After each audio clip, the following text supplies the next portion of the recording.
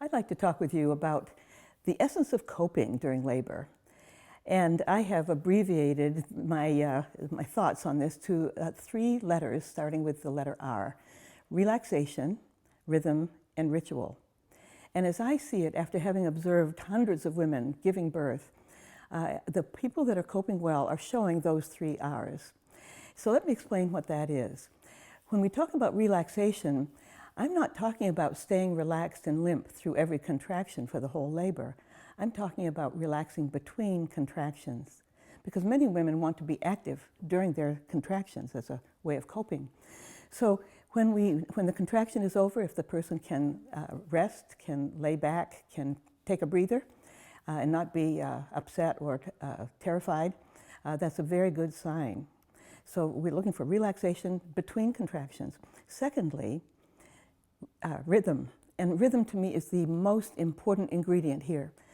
When a person has rhythm during her contractions, she is coping. They are coping. If they don't have rhythm, they need help getting it. So what do I mean by rhythm?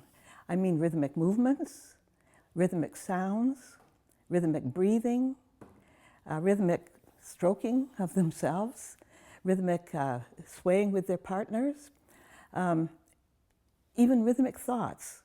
They might be silent, but they have rhythmic thoughts running through their minds.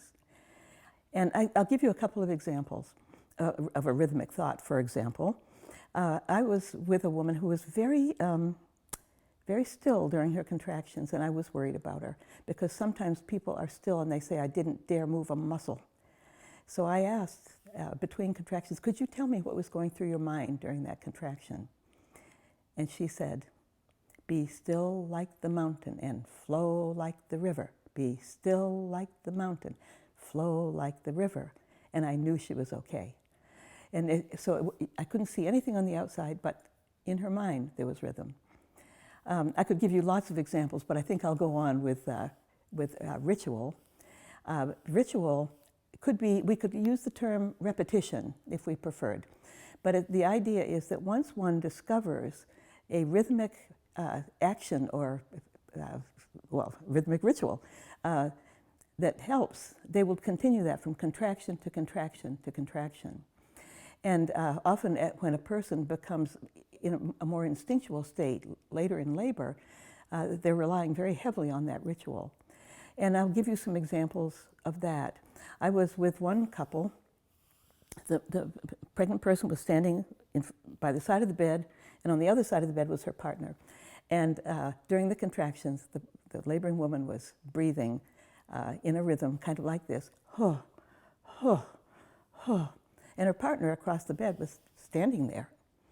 And so it went on like that. And then at some point, he got thirsty and turned around to pour a glass of water.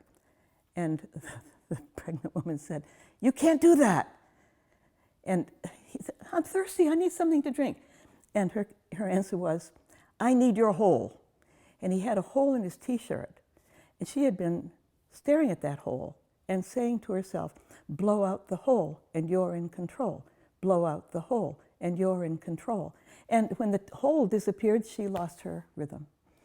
So these are just some examples, but I could give you countless examples here.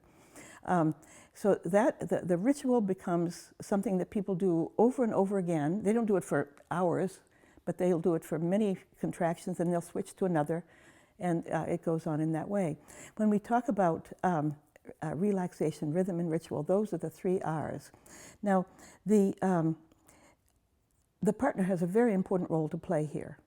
And partners, I'm going to ask you not to be in the corner tweeting while the pregnant person is going through these contractions. You must be tuned in, and you must be in her rhythm. So whatever she's doing, if she's swaying, you're swaying with her. If there's some moaning, you moan with her.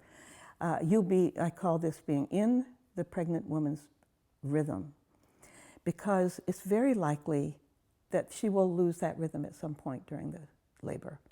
Maybe the contractions will suddenly become much stronger, or maybe she'll have a vaginal exam that demonstrates that she's made no progress in the last 2 or 3 hours. She's likely to just get very discouraged, and then another contraction comes and she kind of falls apart. The partner's role then is to get her back on track. So look at me, stay with me, and then he takes her through whatever rhythm she was doing previously, and that helps her get on top of it all. So this concept of the 3 hours prevails no matter what method people are learning. They could be learning the Bradley method, or hypnobirthing, or they could be birthing from within, or Lamaze, or you name it. The bottom line on all of those is the 3 hours. And so I want you to be thinking about that.